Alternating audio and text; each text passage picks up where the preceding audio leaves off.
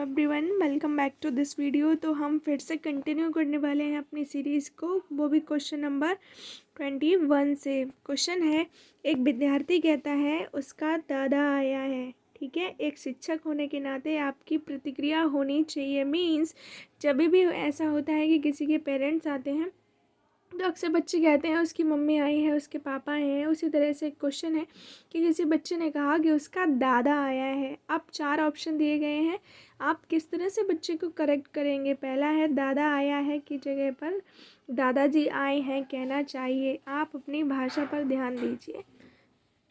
या एक ऑप्शन, अच्छा उसके दादाजी आए हैं, आप ये कहेंगे। या फिर चौथा ऑप्शन, बच्चे आप सही वाक्य नहीं बोल रहे हैं। तो इनमें से कौन सी चीज़ है जो आप करना चाहेंगे। हम एक शिक्षक होने के नाते बच्चों के लिए एक आदर्श उदाहरण उपस्थित करेंगे।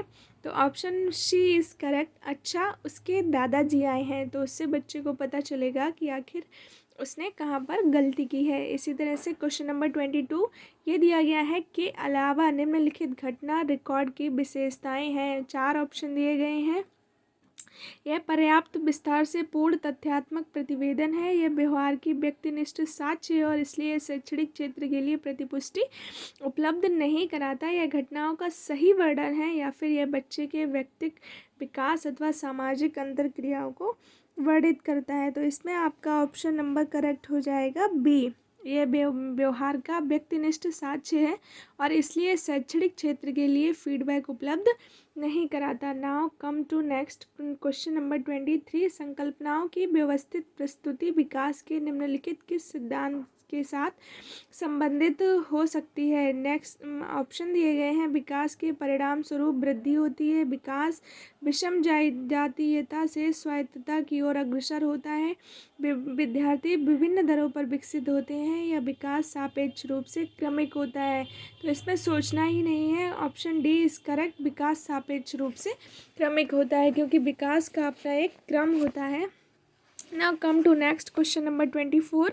ये दिया गया है, बाल केंद्रित शिक्षा का समर्थन निम्नलिखित में से किस विचारक द्वारा किया गया था। 4 ऑप्शन दिए गए हैं, एरिक्सन ने, चार्ल्स डार्विन ने, बी.एफ. स्किनर ने, या फिर जॉन डीवी ने। तो जॉन डीवी ने बट चाइल्ड सेंटर्ड एजुकेशन के खिलाफ बहुत जोर दिया था। तो इसका option number D is correct. Next है 25। एकल अभिभावक वाले बच्चों को पढ़ाते समय शिक्षक को स्थिर और एक रूप वातावरण उपलब्ध कराना चाहिए, इस तथ्य को अनदेखा कर देना चाहिए और ऐसे बच्चों के साथ अन्य बच्चों के समान व्यवहार करना चाहिए। इस प्रकार के बच्चे के साथ भिन्न प्रकार से व्यवहार करना चाहिए, या फिर ऐसे बच्चे को कम गृह कार्य देना चाहिए। तो ये ऑप्शन आपका बी इज़ करेक्ट। इस चीज़ को आप निगलेक्ट कर दीजिए कि वो सिंगल पेरेंट वाला बच्चा है, तो उसके लिए हमें किसी स्पेशल व्यवहार की ज़रूरत है, बिल्कुल भी नहीं। आप नॉर्मल व्यवहार कीजिए जैसा आप सारे बच्चों के साथ करते हो।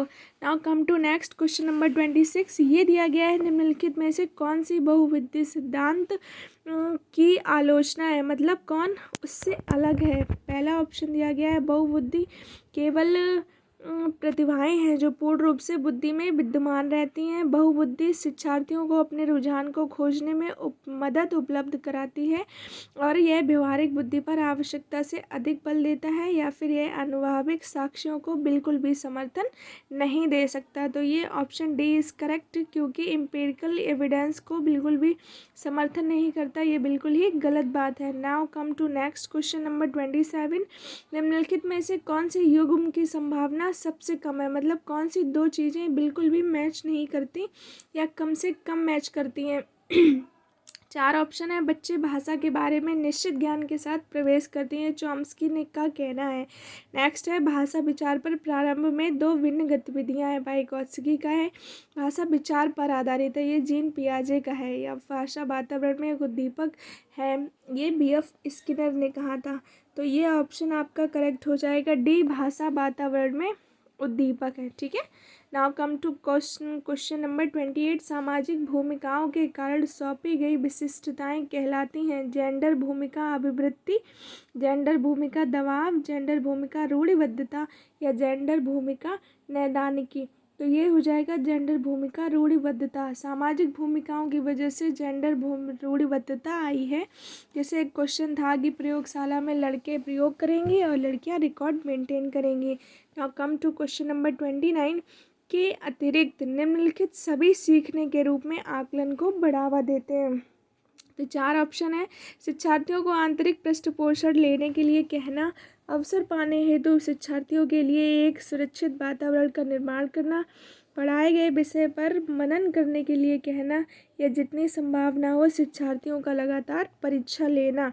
तो ये ऑप्शन डी आपका हो जाएगा कि जितना संभव हो उससे बच्चों की उतनी परीक्षा लेना। इसके अलावा बाकी सभी चीज़ें आकलन को बढ़ावा देती हैं। Now come to question number 30।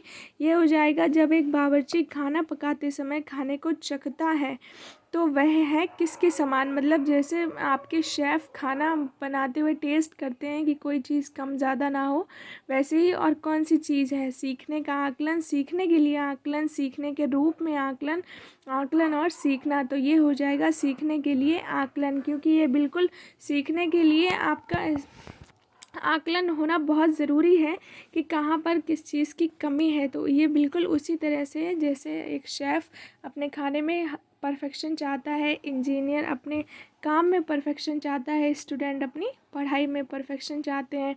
तो ये 10 क्वेश्चंस की सीरीज़ यहाँ कंप्लीट होती है। आज का टॉपिक यहीं कंप्लीट करते हैं। मिलते हैं अगले वीडियो में नेक्स्ट क्वेश्चंस के साथ। Till then take care, keep watching, do work hard, bye.